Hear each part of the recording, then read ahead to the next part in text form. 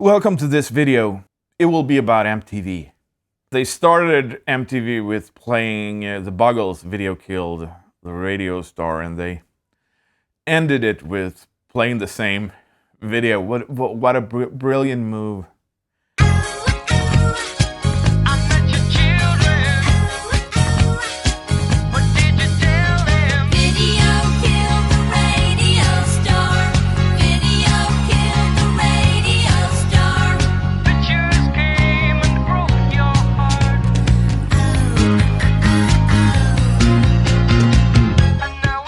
I just read about it, I didn't see it. I haven't watched MTV in 25 years, maybe 25 years.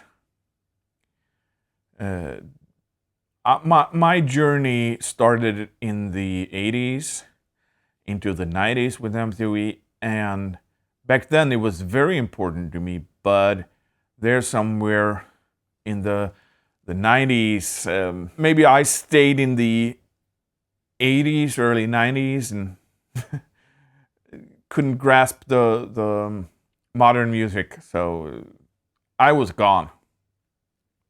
It was just maybe Headbangers Ball or something like that I watched. As a kid, I sat at home in my parents' house watching MTV, waiting for my favorite videos to come on and saving money to go out and buy the album. It's such a different time than it is now. With just a click away, you can go and get about anything you can want to listen to on the internet, except Vinnie Vincent's new album. But that's a completely different story. But that time was so special, and it was such a wide range of different music that I listened to, and most of the videos back then were great because music was better. It was like I remember first time hearing Tears for Fears. That blew me away.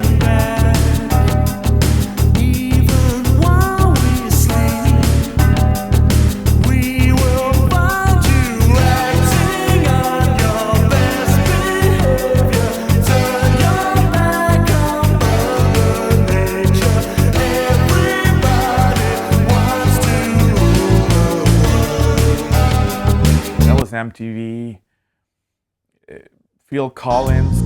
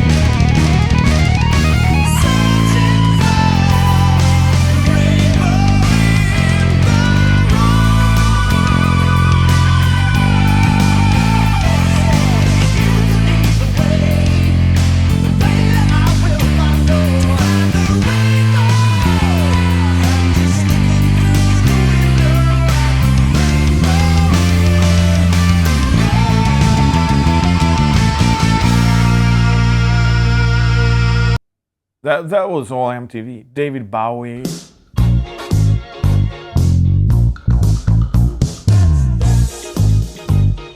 Put on your red shoes and dance the blues. Dance to the song they're playing on the radio. Queen was one of the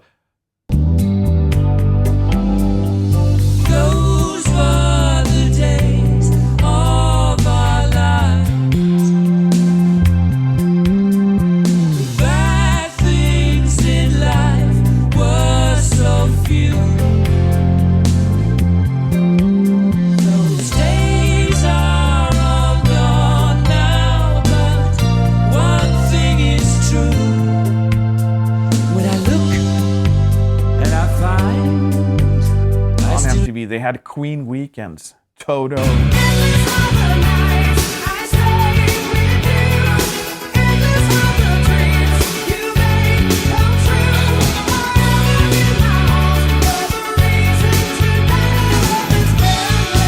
Some way. That was when MTV was great. You can just sit there and watch and have patience, because maybe you wanted to see a video and you could wait for hours just to see it. And maybe when you have waited there for hours in front of the screen, your video didn't come on anyway, so you had to go back and do it the next day. And in Sweden back then, there were of course the radio, but that wasn't as big as TV. And the only list show we had in Sweden was every other week, and that was just Swedish artists, so completely different. But one of the shows on MTV that meant very much to me was not Remote Control, even though I watched it. It was the US Top 20 on Sunday nights. And one time I sprained my wrist. It got really swollen, and my mom forced me to go to the emergency room. And it took a lot of time there, sitting and waiting. And I realized that the clock is ticking. It's almost time for the US Top 20 on Sunday nights. So I told my mother, the doctors, and everyone there that I'm completely fine now, and I just want to go home. That was so hurting when I tried to walk without the pain there to go home and watch MTV. And at that time, I remember it was the same time that Wicked Game from the movie Wild at Heart was huge on MTV. And Winger were on the US Top 20, and Nelson was, and Phil Collins. Because some of the albums that were released was not in the US, was not released here in Europe. They didn't have the same release date. So some of them were earlier there in the US. Some of them were bigger in the US, didn't hit at all here and wasn't released.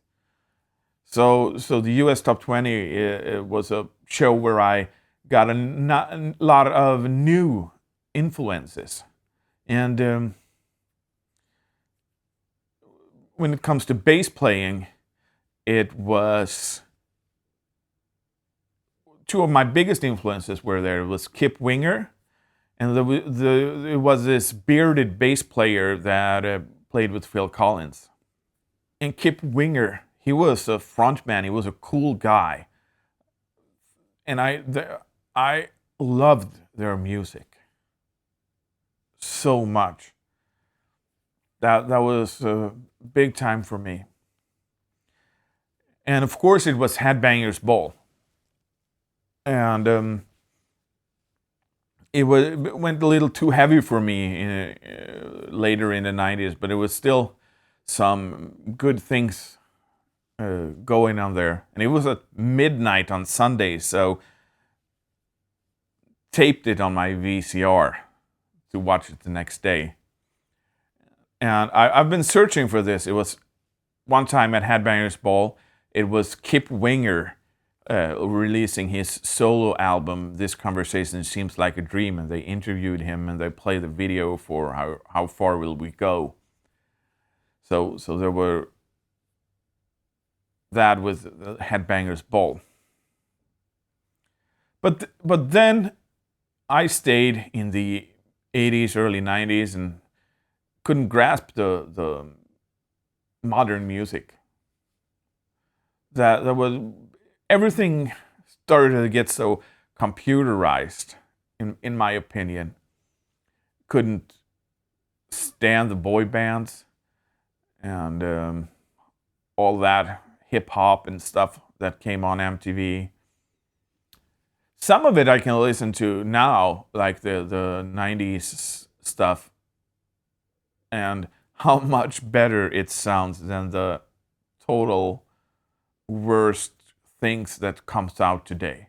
For me, that was a huge thing back in the day, MTV, and I would lie to say if I miss it, but I can really say that I miss those days. So, thank you for watching. Still recovering. So, doing a bass video is not on the map at this moment. My broken arm is healing and I'm gaining more strength, but it still hurts, and I'm doing physical therapy, and it goes forward, but yeah, it's still. I don't know if it's technically broken, but it's still broken in some way. So, thanks to everybody that interacts and that watches my videos, commenting. I love it. And if someone has a MTV memory from the good old days, please write it in the comments and we can discuss it, or discuss it among yourselves, or invite someone to discuss it with, because I think it's such a fun time to talk about those glory days. Yeah, Bruce Springsteen was another guy that played a lot on MTV. Yeah.